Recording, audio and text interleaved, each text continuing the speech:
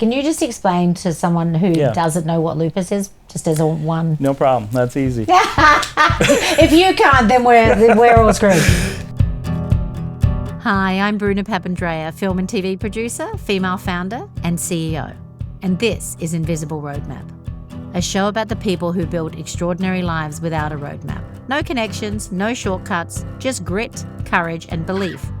Each week, I sit down with successful people to uncover the decisions, the failures, and the moments that define their lives, and the unpaved paths they took to get there. Venuturupalli.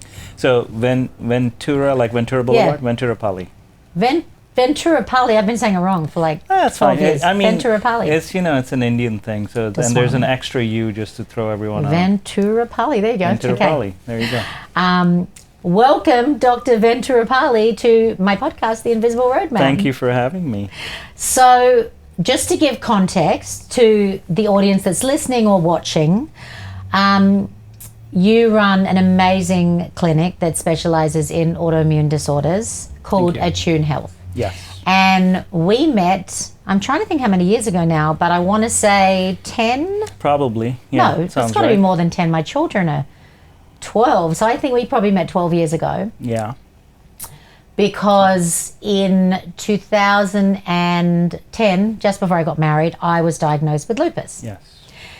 And just to give the people a bit of background, just how we came together, because I think it's important here, is I had a wonderful rheumatologist when I found out I got diagnosed with lupus, which was, a little bit alarming for a very high-functioning person like me at the time. It sure is, yeah.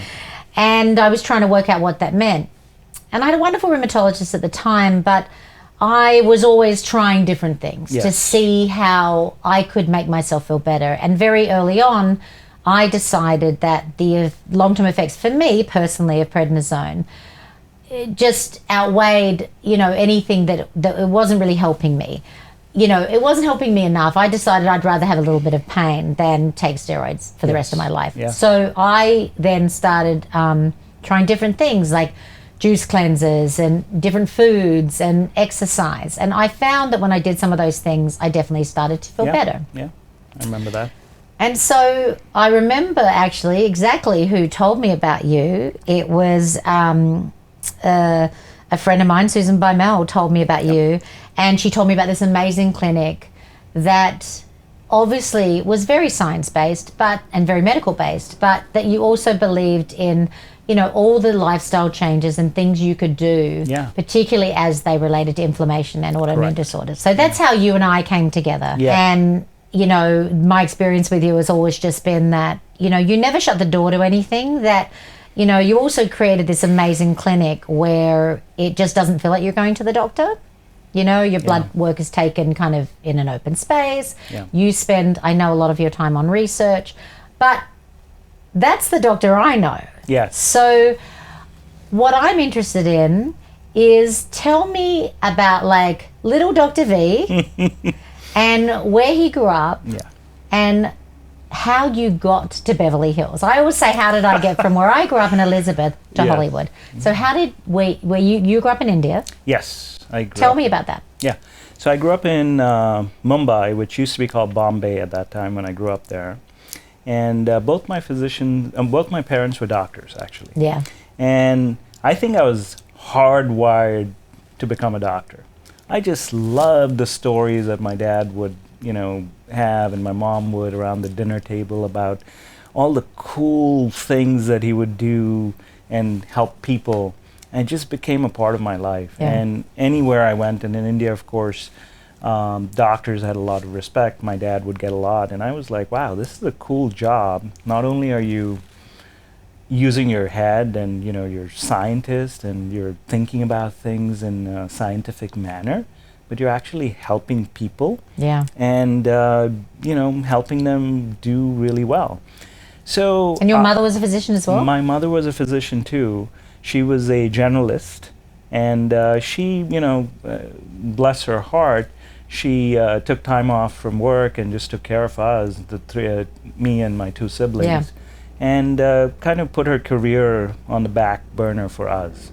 And it was an amazing childhood growing up in Mumbai. It was a bustling city, but we were still a socialist country when I was growing up. And there were a lot of things that we didn't have access to. And, it was, America, of course, was always a very enticing place to think about. Did you travel there with your family when you were a kid? No, not really. I mean, I don't, the way it was in a socialist country, I mean, you really had to be in literally the 0.001 percentile of the population to be traveling abroad. Yeah. So, no, we were a solid middle class family with great family values and all those things, but, not a lot of financial opportunities. And I had my sister, she came to the U.S. on a full scholarship to study anthropology and, did her PhD and stuff. And she was a great influence in my life, too. Yeah. And I wanted to explore being in the United States. But at that time, when I was going to enter medical school, the U.S. was closed to foreign medical graduates. There were some rules and, they were not allowing them. And I had to make a hard decision whether I really wanted to immigrate to the U.S. or I wanted to be a doctor, because they were not compatible. And for me, it was not a very hard decision. I was like, no, I want to be a doctor because that's what I love. Yeah. And so I went in medical school, but as I went through medical school, things started opening up for foreign physicians here in the U.S. And secondly, I started noticing a few things while I was there. I was practicing Western medicine in a developing country. Yeah. And where people didn't really have access to the latest resources. And, we couldn't just do a test at the drop of a hat. We had to think about, okay, what's going on? How do we harbor our resources to get the best results for our patients? But I noticed that our patients weren't getting better. Sometimes we'd reach a wall where, the patient couldn't afford the medicine because it was all self-pay. And we would lose some patients. And I felt that I wanted to be practicing in a place where Western medicine was practiced at its highest level. And so I started getting interested in coming to the U.S. But you were practicing physician at that time in India? I was still in medical school. Right. And I did a job just out of medical school where I worked in an intensive care unit. Wow. And, I would see patients come in, and a lot of our patients, unfortunately, did not make it out of the unit. And so I felt that, okay, I'm missing something by practicing here without all the resources that I need. And I feel that if I go to the U.S., I might be able to save all these patients and learn how to save them using modern techniques. Yeah. So I came to the U.S. and right after medical school, actually. The intent was to become a intensive care doctor. The intent was like, I want to learn from the Western medical experts, how do you control a patient's breathing, have a ventilator for them, the kidney, have dialysis units, have a balloon pump for the heart to keep pumping. I mean, literally how to save their life. Yeah, literally like take over all organs using science. Yeah. That was and I said, doing all of those techniques, our results are going to be so much better. So that was my intent, and when I came in here, I was 23, I'd finished medical school, right after, high school. I'd gone into med school, finished it, applied, got my, decent enough grades, had a ton of interviews here, came into SUNY Upstate Medical Center, just a university hospital, amazing training. It's amazing because like one of the other people I interviewed went to SUNY Albany. Oh yeah. And she's like the top of her field in Wall Street, and also just so second time I've heard SUNY. SUNY, which is great really great. Yeah. State school system, amazing, great experience, and what I found was But you're on your own moving. I was on my own. Your sister's where at this point? My sister was in Chicago. Okay. She was a grad student at the University of Chicago. Your parents are in India. Parents, my dad actually had just passed away. Oh, and so young.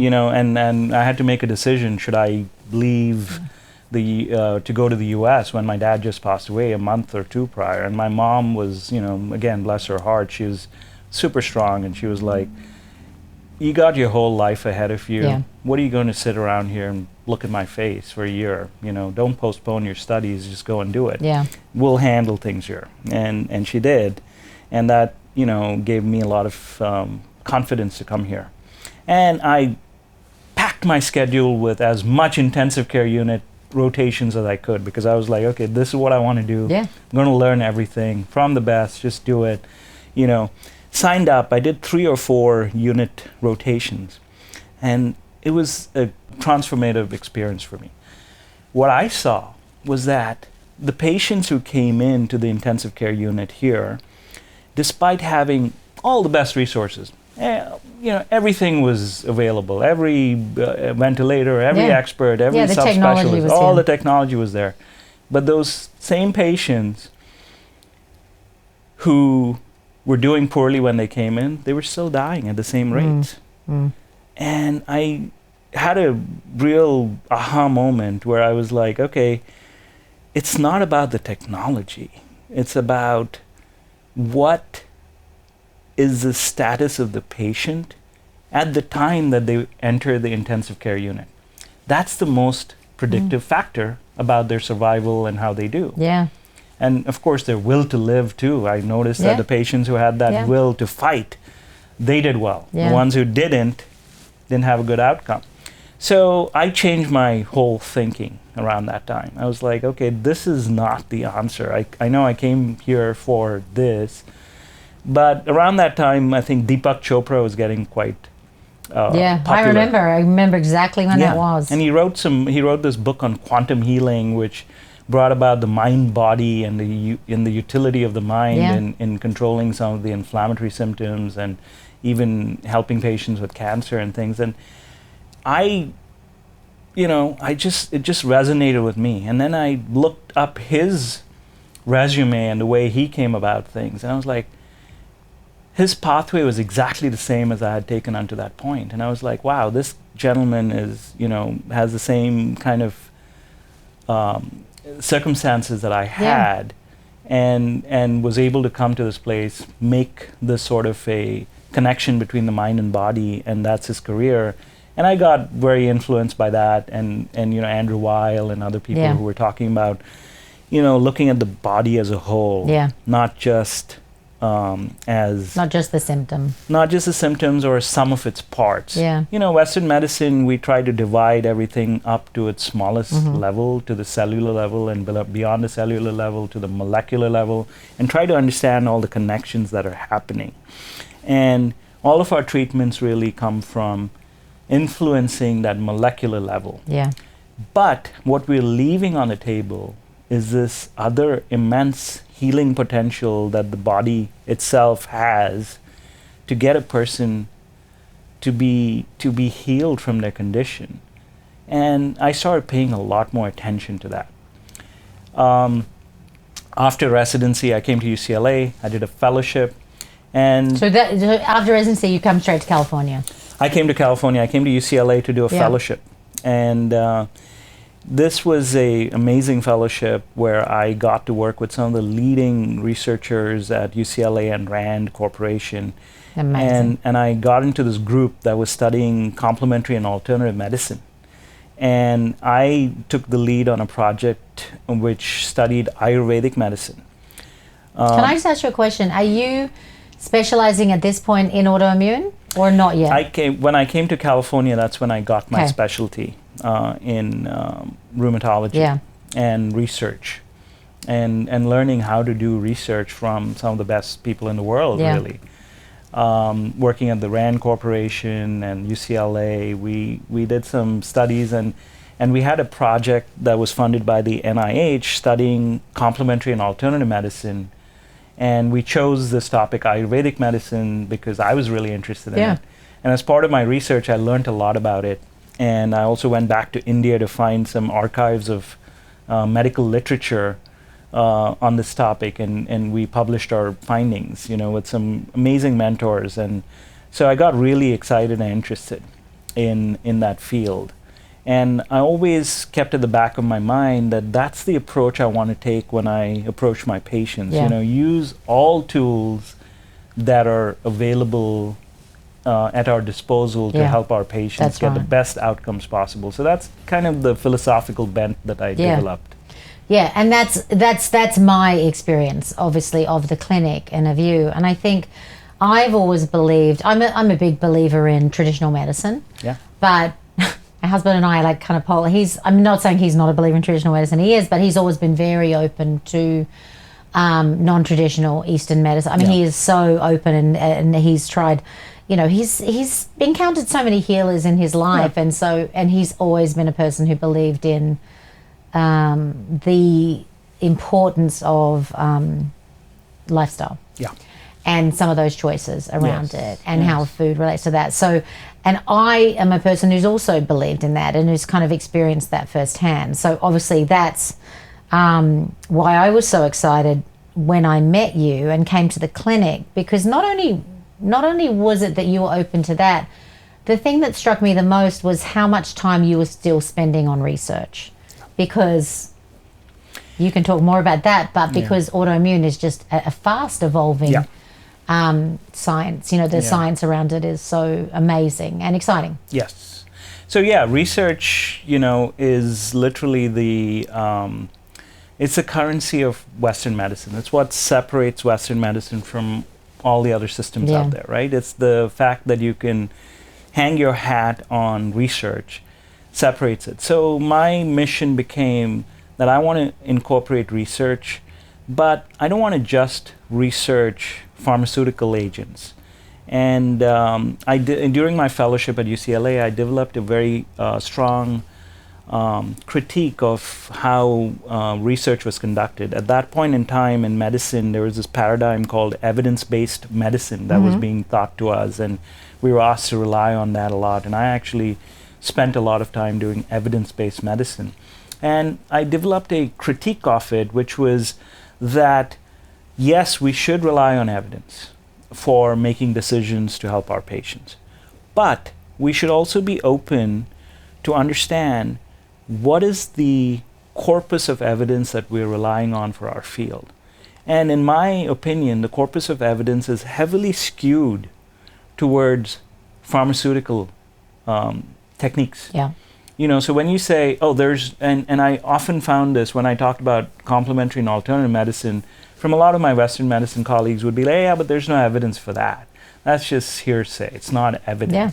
And it became a mission for me to say, okay, no, I want to apply scientific thinking and try to develop the evidence for some of these techniques that I was interested in exploring more.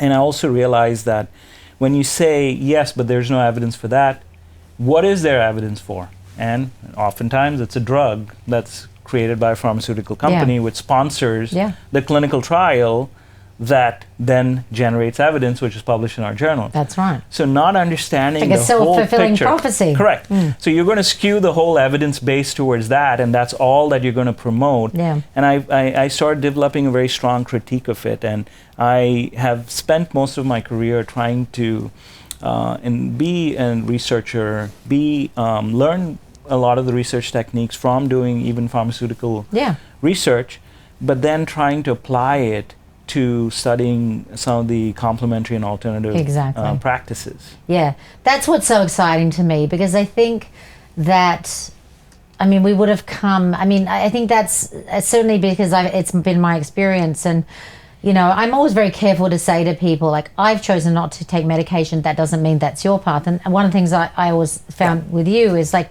there were times I needed medication, right? When I was pregnant, I got very sick.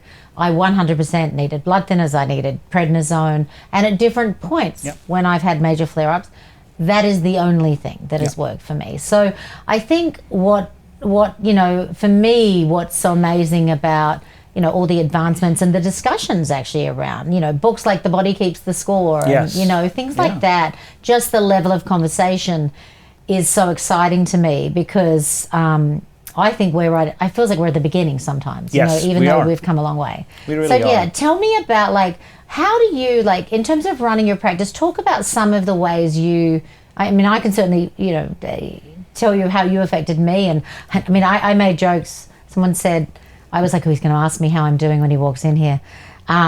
And I feel like every time you see me, you're like, are you strength training? Are you, are you doing this? I'm never going to meditate. That's for my husband. But you really ask about those things that relate to, like, number one, how do you keep stress at bay, which is obviously can be a big activator for inflammation. Huge, Yeah.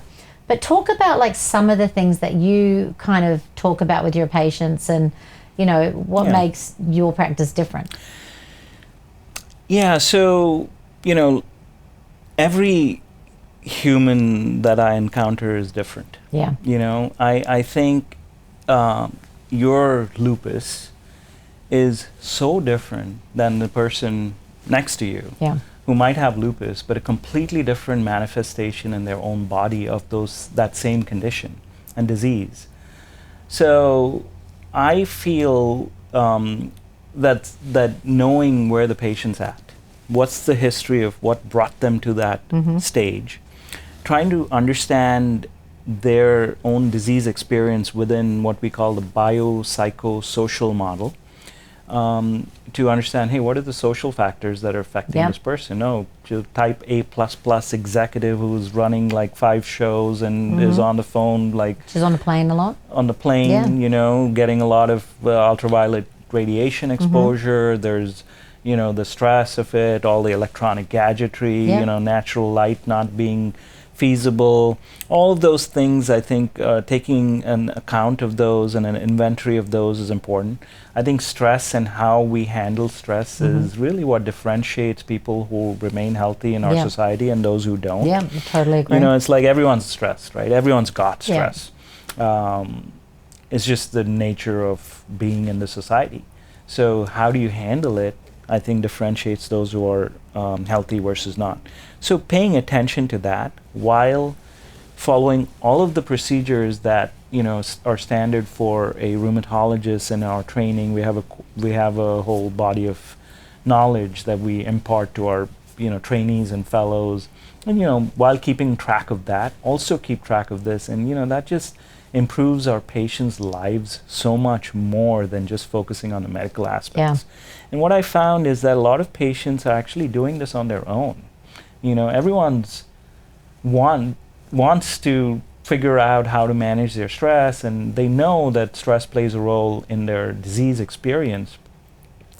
But oftentimes they're left to their own devices to figure it out because, when you go to a doctor, you spend some time, the doctor has their own agenda. They want to make sure that you're handling the drug okay. Is it time to change the drug? Is it time to increase the dose of the drug? Are we dealing with some side effects? Let's handle that. Oh, there's a new complaint. Okay, how should we manage the drugs? I think what gets lost there is that the patients don't have a medical professional who they trust to really engage with them about some of these aspects, which frankly, in my experience, are as important as medicines, because I get great outcomes without having to rely on as much medicine in my patients if I'm paying attention to some of these other factors. That's exactly right. And I think that's actually true beyond medicine.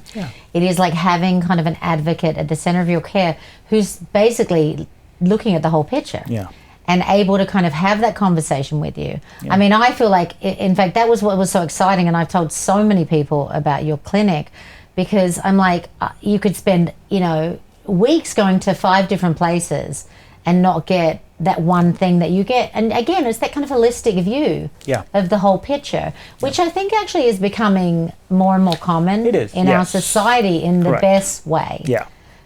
When I started dabbling in complementary alternative medicine in the late 1990s, it was a very novel idea in the medical space.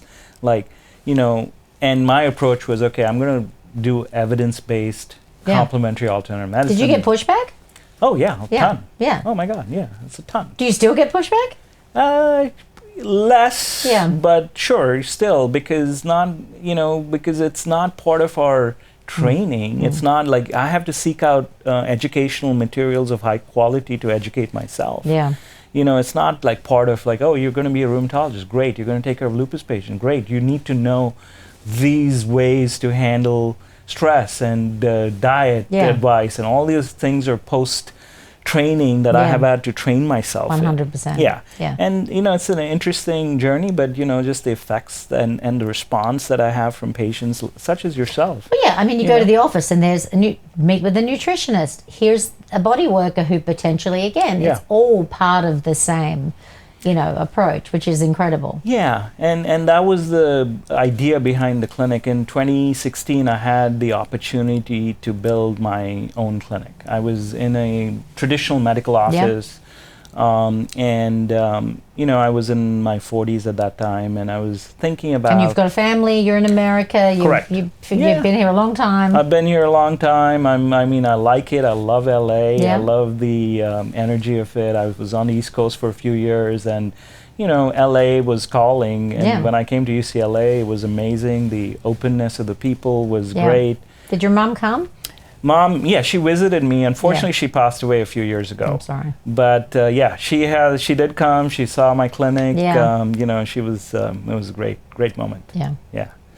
And but when I was building the clinic, I had several ideas in my head and a lot of concepts that were swirling around, and it was like, ultimately, the design concept that really clicked with me was, okay, this is a physical manifestation of the philosophy of medicine that's going to be practiced in this suite. And it was like, what does that mean?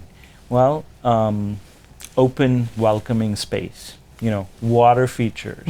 Water is healing. Hearing, listening to water, flow. It's part calming of life. colors. Very calming, green, beautiful. Exactly. Calming colors, collaborative spaces.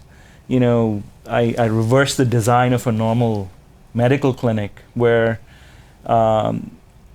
all the patient care rooms were along the window line, and I was like, no, let's reverse it, because my employees are going to spend more time in there. More time here. They're the ones who need the view, and I need them to be in a positive frame of mind. Yeah.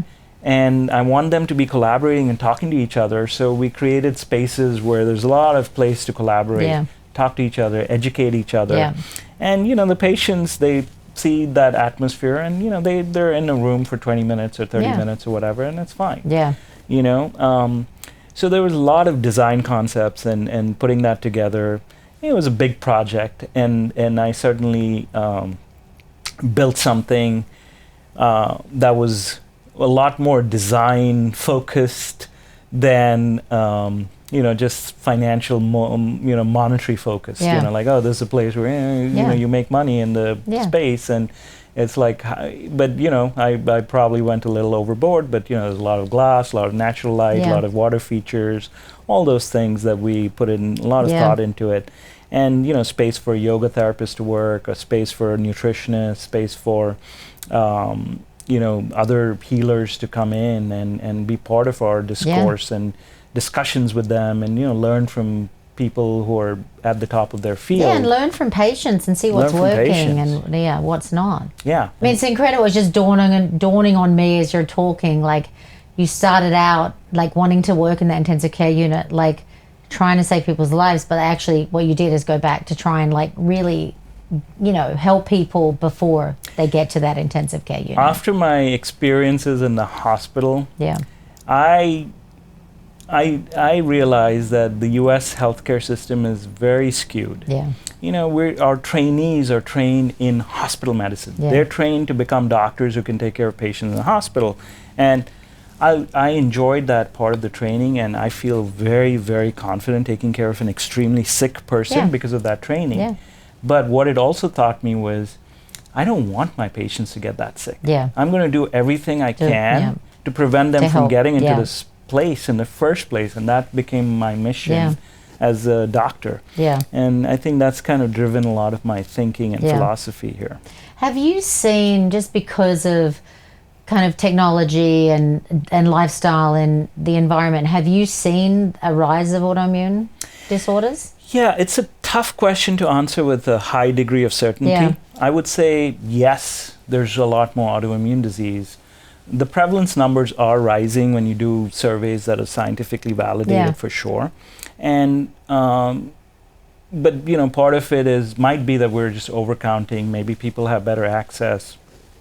Maybe they're going to doctors sooner. So we're getting more information. We're getting more information. So that could be part of it. But I do feel that there has been a general increase in autoimmune diseases over the last few decades. And can you, for people that don't know, because I cannot answer I get asked this question every time I say, I have lupus. I'm like, well, here's what it is, and I can't answer. Can you explain? Obviously, lupus is one of many autoimmune disorders, but there are others that mimic it. But can you just explain to someone who doesn't know what lupus is, just as a one? No problem. That's easy. If you can't, then we're all screwed. Yeah. So an autoimmune disease. Auto means self. Immune is where the immune system attacks your own self or your own body cells, and lupus is one of many autoimmune diseases. And specifically, lupus is a condition in which the immune system's activated against certain parts of the cell called the nucleus, and there's antibodies that are generated by the immune system attacking the nucleus of your own cells. What that results in then is different manifestations such as skin conditions, rashes, joint swelling. Kidneys are a big component of lupus. Heart disease is a huge component. Brain involvement, etc. So there's a lot. Oh, I know. No, I do. I mean, as you know, I know. People all I say now is like, people are like, what is lupus? I call it the wait and see. I said, in good news, I get lots of tests. So I believe that finding anything, I'm not scared. Someone said to me the other day, I don't want to know. I said, no. No. Yeah, of course you want to know, especially now. That's what I say. I say, come on, you have to know, because if you know soon enough, we are lucky enough to live in a world where there's a lot you can do. And as you know, I have brain inflammation, I have a little bit of heart stuff, the wait and see. Yes. But I'm super optimistic. Yes. Well, I have no choice. Should be. Yes, about where it is. So, talk to me about one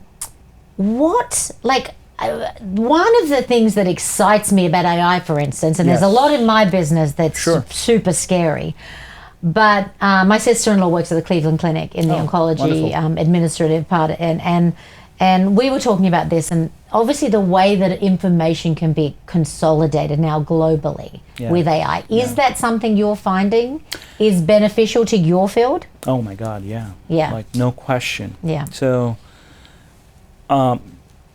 it's extremely exciting for me to see the kinds of applications that we now have access to. Yeah. We're dealing with large language models mostly. When people talk about AI, that's what they think about.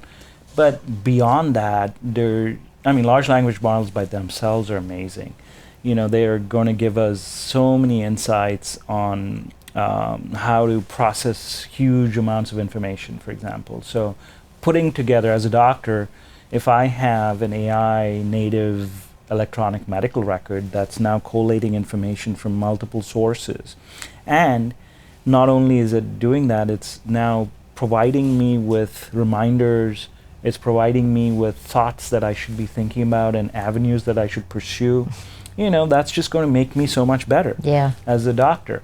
So I'm all in. I mean, I'm embracing it. Well, particularly if with your level of knowledge and research, you're able to offer prompts that then, can make you, again, give you questions back. That and, I'm working with a couple of AI companies to create, products that will allow other doctors to also benefit. I mean, if I have, let's say, the guru of vasculitis of the brain, and I'm now talking to them about my case, to have their insights and input, not just in that case, but to be able to get that knowledge and extract that knowledge and apply it to other people, that would be great. I think things like AI are just making that so much easier. Yeah.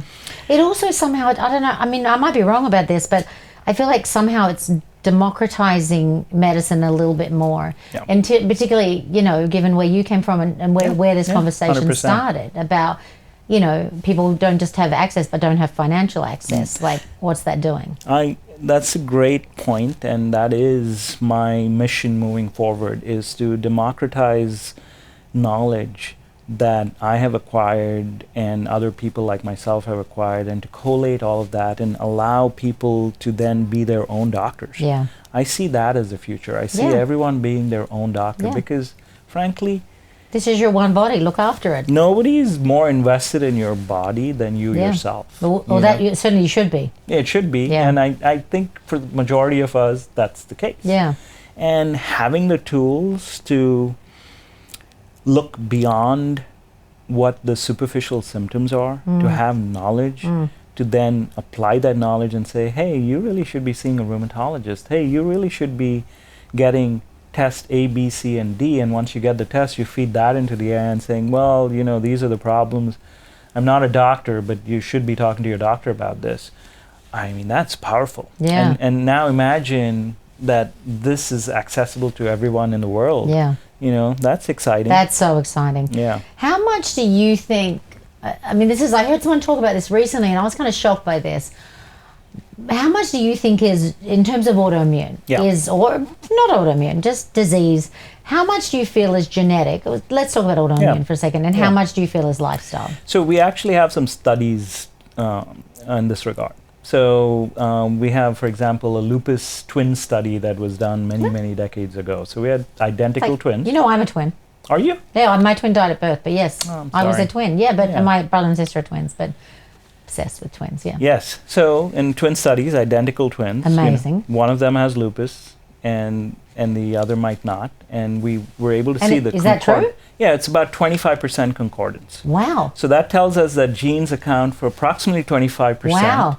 And the rest of it is epigenetics, which is the influence of the environment on turning on or turning off the gene. So, when I was in training in the 1990s in the US, the most exciting thing that was happening at that time was the fight or the race between the NIH and Craig Venter, who were trying to decode the human genome. And I was following that race all the time. I was really kept up with what was going on, what was being published. It's an area that's so fascinating. And I was sure that as soon as we decoded the human genome in 1999, that we would have a whole slew of... We'd know everything. We'd know everything. We'd have a whole slew of therapeutic opportunities that we never thought about, and we'd solve all the problems in 10, 15 years. Yeah, as I started to realize that the genetics wasn't the whole answer. A lot of my colleagues, academicians, were getting funded to do these things called genome-wide association studies. So we'd say, take 200 lupus patients, let's study their genes, and let's see which part of the gene is a problem in 200 lupus patients. Yeah. And the answer was that it wasn't just the genes. We just didn't find enough. It wasn't this is the gene that causes lupus. Yeah. It was families of genes that were involved.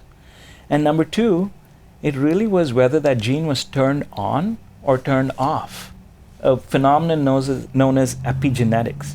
And epigenetics actually is way more fascinating than just genetics, because epigenetics is the environment that you grow up in. For example, mothers who have had severe trauma and stress, they pass that on to their kids. And it's not just the genes of it, it's the stress itself that they've had. And that's something that's actually reversible.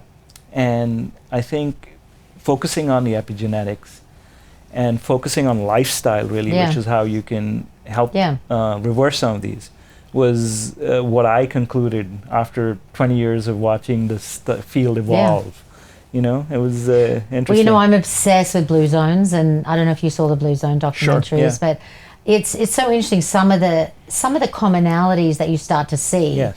I mean, weirdly, many vegetarian diets, but as you know, I tried. Plant-based. But many plant-based diets, many just natural, just places where people walking up hills, often very poor places. Yes.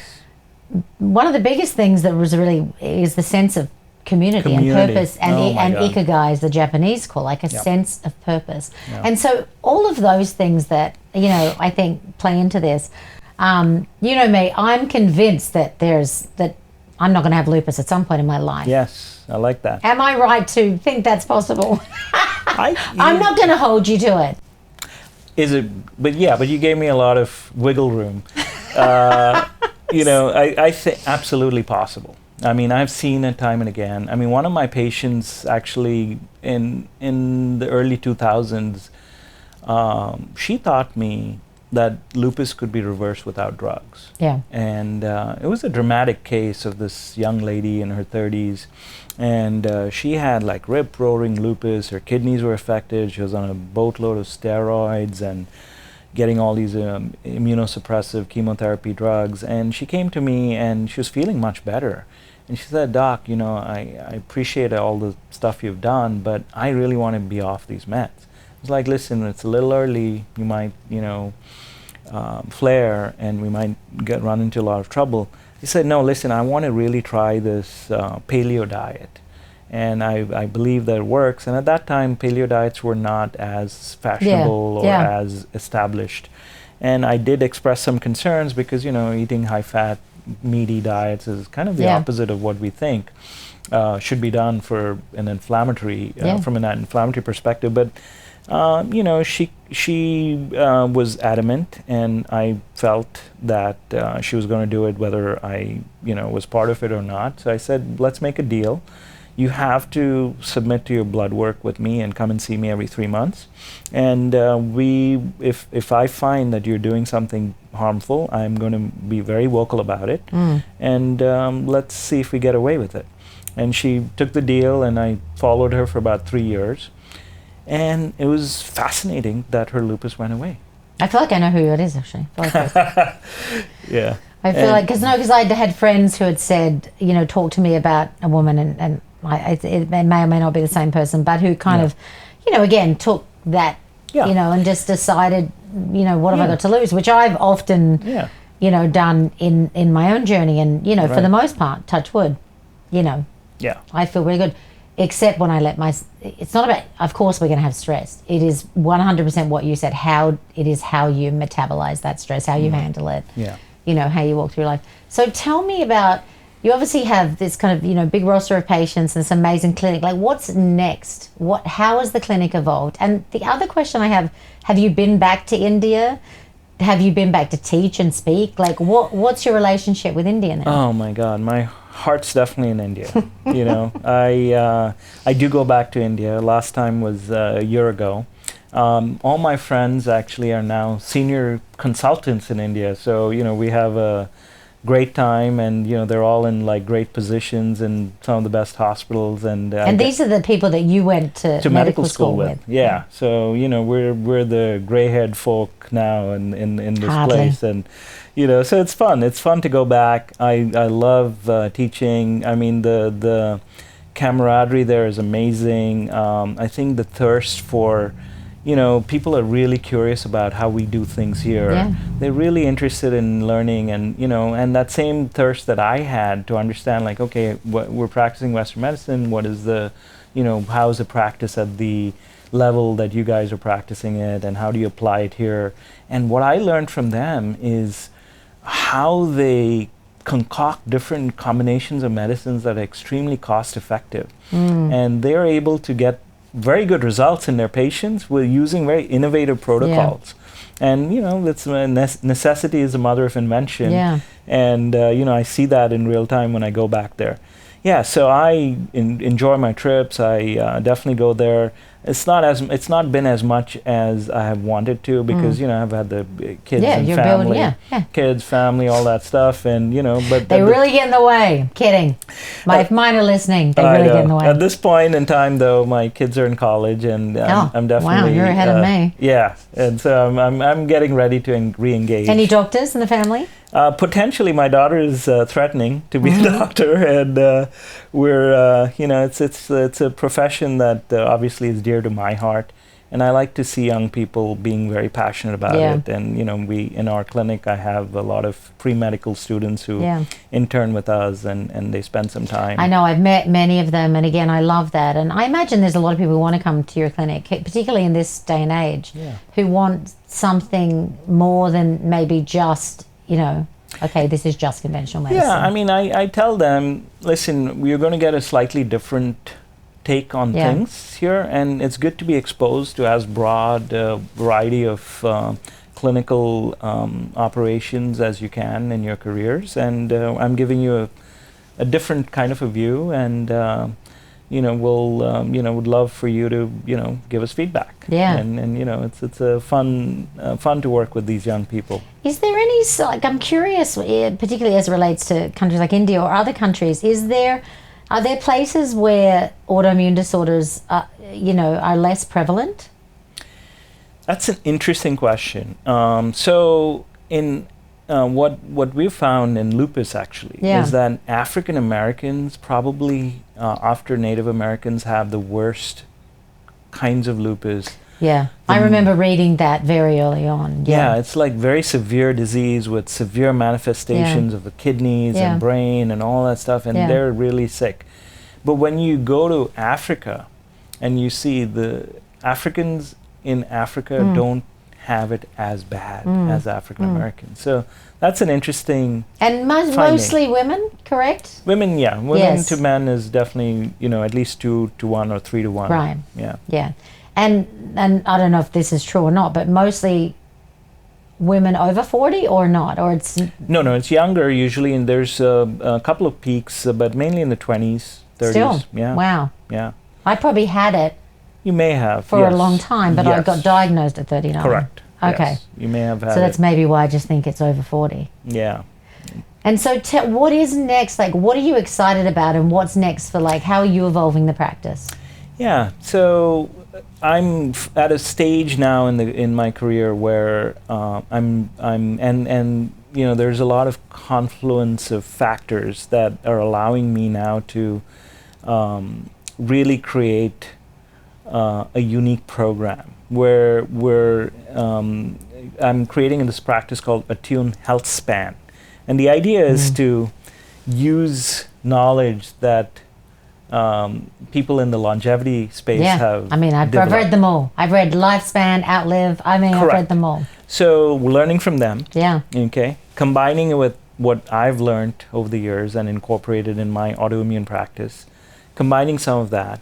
Combining what we call functional medicine and nutritional and lifestyle medicine. And bringing it all together in one space. Creating that healing plus technology-driven platform, to help as many people as possible, and amazing. Then expand that vision. Hopefully we hit some success.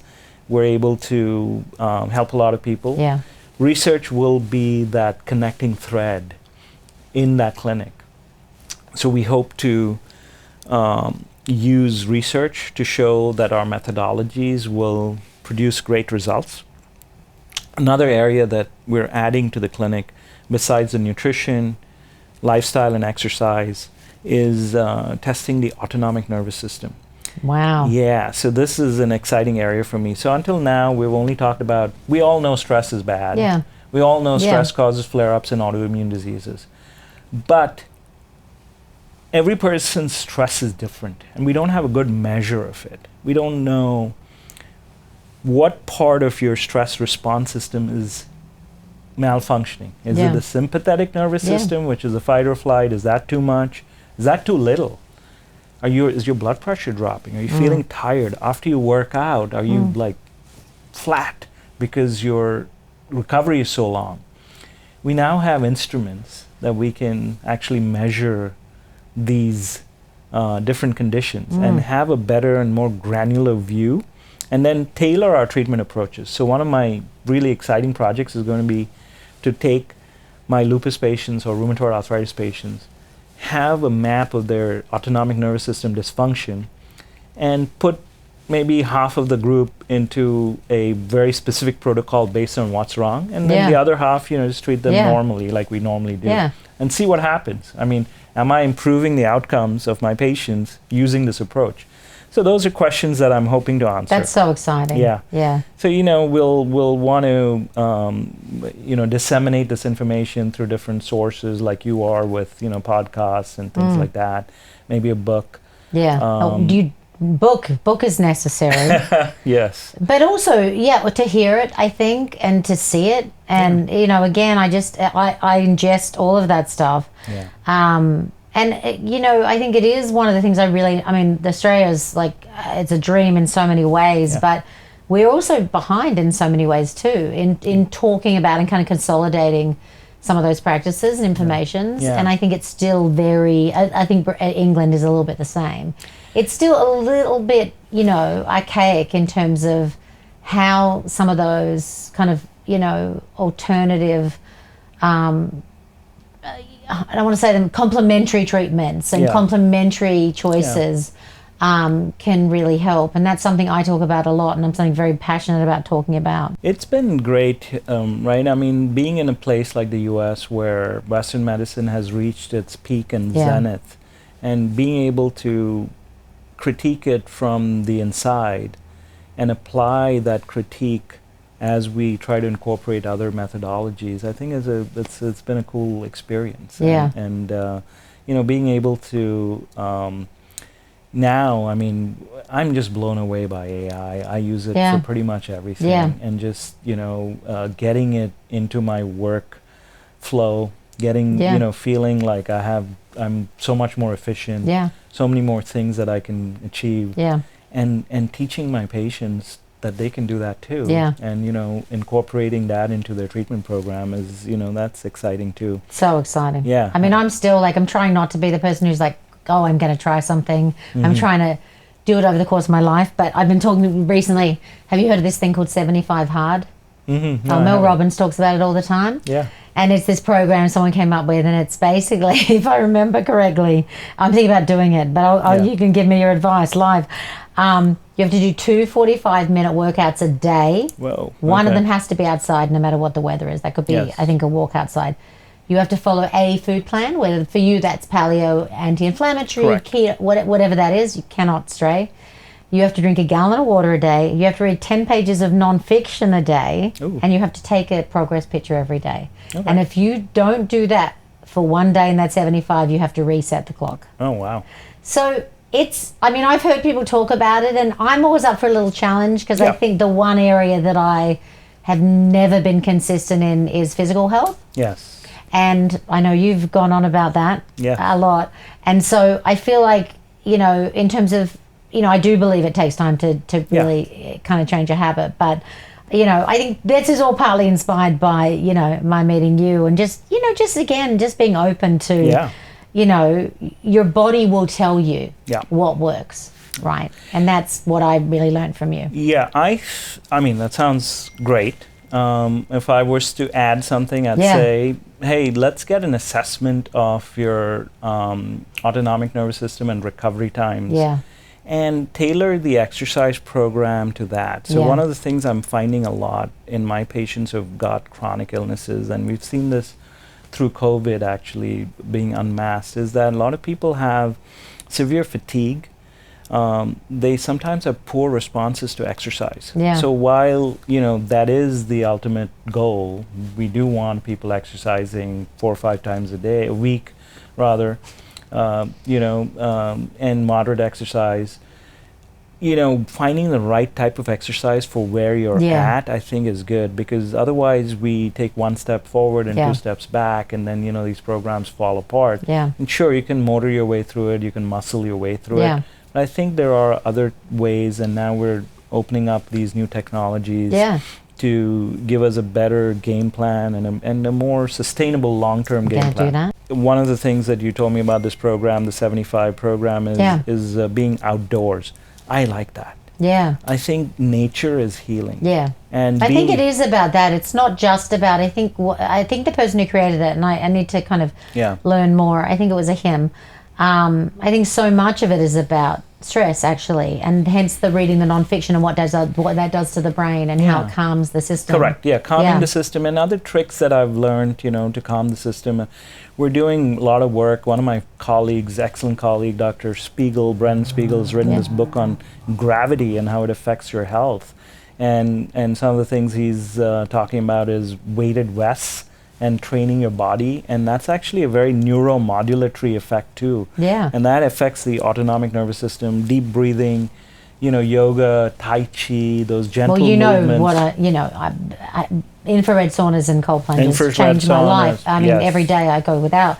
I'm curious to try hyperbaric chambers. I think I emailed you once from London and said, because of my brain stuff, can I do a hyperbaric oxygen chamber? But there's so much that's so exciting to me. There's and you're, so much at the center of it. Yeah, and it's an exciting time to be in medicine, because I think we're on the cusp of some major breakthroughs. Yeah, I think you're right. I tell all my patients who are not doing well and they need a little bit of encouragement and hope, I tell them, listen, let's get through the next 5 years. Yeah. Because if we do, at that point in time, Yeah. I feel strongly that we will have cures for a lot of these conditions that we're dealing with now. Yeah, and what can we be doing now to kind of, try and help that outcome? What can we be doing from a lifestyle point of view to help that outcome? Yeah. So the 2 questions I ask everyone at the end of the podcast are, what would you tell your 18-year-old self now, today? Is there anything you'd tell?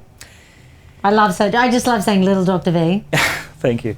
Well, I'd tell my 18-year-old self that having a balance in life as you move forward is critical. Yeah. Work on relationships, emotional health, give it as much weightage as your physical health. Yeah. Keep that social connectedness alive and thriving in your life, and stay close to nature. And I love all that, except the nature part. I'm kidding. No, I live near the ocean now, which is my version of nature. Yes. And then the last question, and I think mostly because there's so many touch points for me for this question, but was there for you a person or a moment in time that really changed your life, that really affected the outcome of where you are now? Yeah, I mean, I looking back, I would say it was my dad. Yeah. As a physician, role model, but also the fact that he passed away just before I came to the U.S. Yeah. That changed me like immeasurably. Yeah. And pretty much permeated my whole life. Yeah, but it sounds like, because your mother sounds amazing, that could have also gone either way, because I've heard so many stories of people who were forced back home when with the loss of a parent, or having to, help with their siblings or help with the family. But it sounds like she kind of liberated you to be able to go and pursue your own dreams. Yeah, it's probably a Freudian slip that I didn't mention her, because it probably is too painful. No, but it's all connected, and obviously you lost your father. Obviously, when he was. She was extremely just the strongest rock. Yeah, and allowed me to do everything that I've done so far. Thank you, Dr. B. My pleasure. Thank you for having me. Thank you for coming.